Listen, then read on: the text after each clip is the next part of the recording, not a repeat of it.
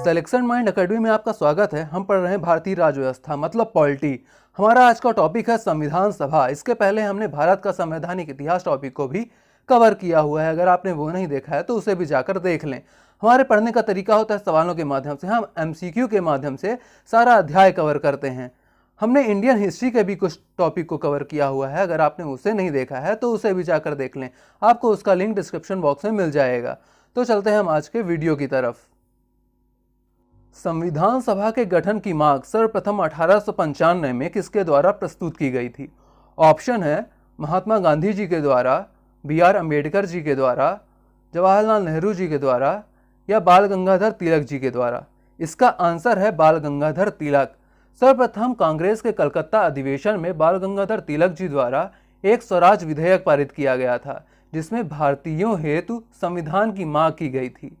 अगर हम महात्मा गांधी जी की बात करें तो 1922 में हरिजन पत्रिका में एक लेख लिखा गया, जिसमें कहा गया कि देश का भविष्य देश की जनता द्वारा ही निर्धारित किया जाना चाहिए। संविधान सभा को किसने मूर्त रूप प्रदान किया? इसके ऑप्शन हैं महात्मा गांधी जी द्वारा, मोतीलाल नेहरू जी के द्वारा, जवाहरलाल नेहरू द्वारा या MN रॉय द्वारा। इसका आंसर होगा जवाहरलाल नेहरू जी द्वारा। देखिए, एक और सवाल आता है कि संविधान सभा के विचार का औपचारिक रूप से प्रतिपादन किसके द्वारा किया गया? इसका आंसर होता है MN रॉय। मतलब संविधान सभा के विचार का औपचारिक रूप से प्रतिपादन MN रॉय जी द्वारा किया गया था। इस सवाल का आंसर जवाहरलाल नेहरू। जिस संविधान सभा द्वारा भारत के संविधान का अधिनियमन किया गया, उसके सदस्य कौन थे? इसके ऑप्शन हैं राजनीतिक दलों द्वारा नामित, विभिन्न प्रांतों की विधानसभाओं द्वारा निर्वाचित या लोगों द्वारा सीधे निर्वाचित, गवर्नर जनरल द्वारा नामित। इसका आंसर होगा विभिन्न प्रांतों की विधानसभाओं द्वारा निर्वाचित। देखिए, 1946 में कैबिनेट मिशन की सिफारिश पर संविधान सभा का गठन किया गया, जिसके कुल सदस्य थे 389, जिसमें से 292 सदस्य ब्रिटिश प्रांतों की विधानसभाओं से निर्वाचित थे, 4 सदस्य चीफ कमिश्नरी क्षेत्र से और 93 सदस्य देसी रियासतों से। इसका आंसर विभिन्न प्रांतों की विधानसभाओं द्वारा निर्वाचित। भारत की संविधान सभा गठित करने का आधार क्या था? इसके ऑप्शन हैं भारतीय राष्ट्रीय कांग्रेस का प्रस्ताव, कैबिनेट मिशन प्लान 1946, भारतीय स्वतंत्रता अधिनियम 1947 या भारतीय डोमिनियन के प्रांतीय राज्य विधानमंडल के प्रस्ताव। इसका आंसर होगा कैबिनेट मिशन प्लान 1946। देखिए, ब्रिटिश भारत से सदस्यों का चुनाव प्रांतीय विधान परिषदों से अनुपातिक प्रतिनिधित्व की एकल संक्रमणीय मत पद्धति द्वारा होना था, जबकि देशी रियासतों से ये सदस्य मनोनीत होने थे। इन सदस्यों को 10 लाख की जनसंख्या के आधार पर एक प्रतिनिधि के रूप में निर्धारित किया गया। इन सदस्यों को 3 समुदाय में बांटा गया। ये 3 समुदाय कौन कौन से थे? हिंदू, मुस्लिम और सिख। फिर से, हिंदू, मुस्लिम और सिख। इसका आंसर क्या है? Cabinet mission 1946। कैबिनेट मिशन योजना के अनुसार संविधान सभा में कुल कितने सदस्य होने थे? ऑप्शन है 389, 409, 429 या 505। इसका आंसर होगा 389। देखिए, 389 में से ब्रिटिश भारत से 296 मतलब 296 मेंबर और 93 देसी रियासतों से। और अगर बात की जाए विभाजन के पश्चात यह आंकड़ा हो गया था 299।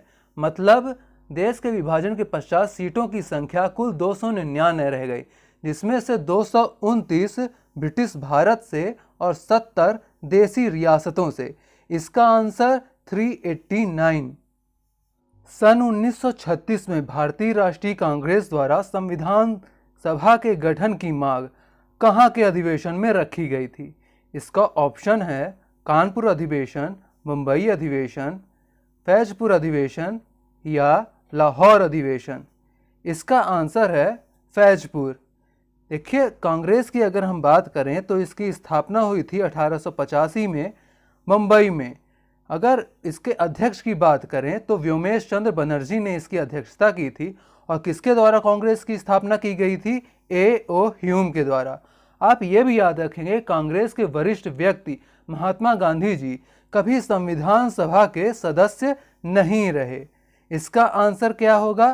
फैजपुर। संविधान सभा के लिए चुनाव कब संपन्न हुए? इसके ऑप्शन हैं 1945, 1946, 1947 या 1948।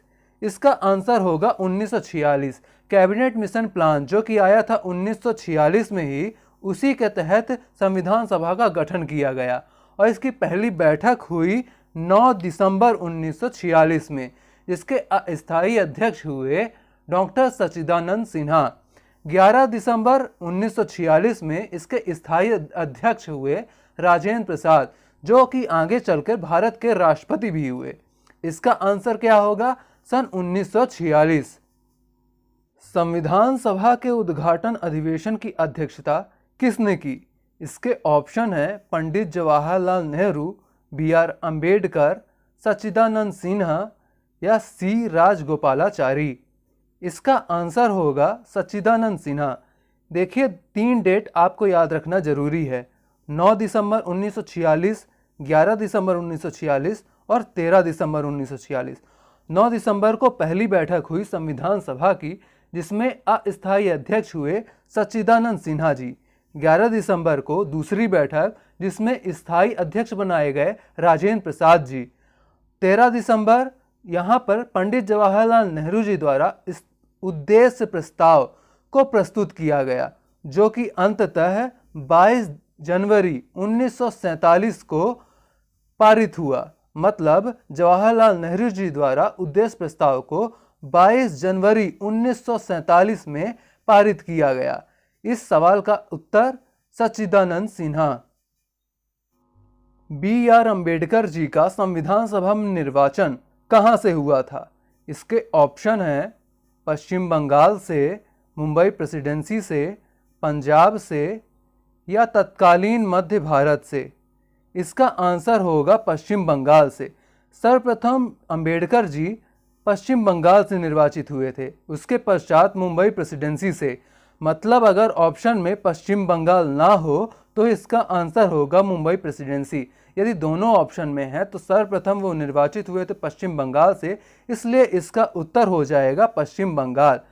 प्रतिनिधित्व से संबंधित 2 और सवाल आते हैं। संविधान सभा में किस प्रांत का प्रतिनिधित्व सबसे अधिक था?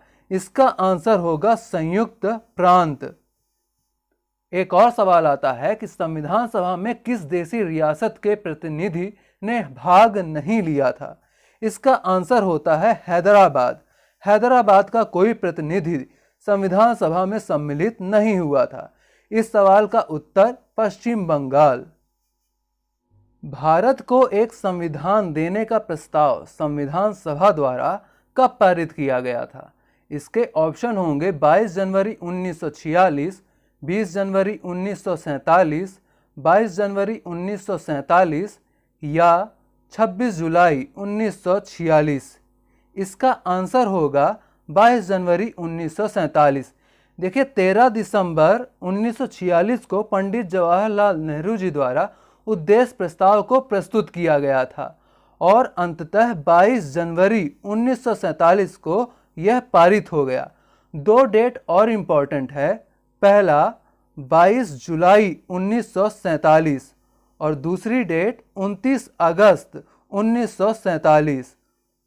22 को क्या हुआ था? 22 जुलाई 1947 को राष्ट्रीय ध्वज का डिजाइन स्वीकार किया गया था संविधान सभा के द्वारा और 29 अगस्त 1947 को प्रारूप समिति का गठन किया गया था। प्रारूप समिति, जिसे हम पांडुलिपि समिति भी कह सकते हैं। 29 अगस्त को और क्या होता है? 29 अगस्त को भारत में खेल दिवस मनाया जाता है, मेजर ध्यानचंद जी के जन्म दिवस के अवसर पर। संविधान सभा के प्रारूप समिति मतलब मसविदा समिति में सदस्यों की संख्या कितनी थी? इसके ऑप्शन है 5, 7, 9 या 11। इसका आंसर होगा 7। देखिए, प्रारूप समिति के अध्यक्ष थे बी.आर. अम्बेडकर जी। प्रारूप समिति का गठन कब किया गया था? यह किया गया था 29 अगस्त 1947 को। इसके अध्यक्ष थे बी.आर. अम्बेडकर और सदस्यों की अगर हम बात करें तो सदस्य थे N. Gopal Swami Ayyangar, Alladi Krishna Swami Iyer, doctor K M. Munshi, N. Madhav Rao, Syed Mohammad Saadulla, V T. Krishnamachari. इसका आंसर 7। आज के वीडियो में बस इतना ही। ये था इसका पार्ट 1। जल्द ही इसका पार्ट 2 भी आएगा।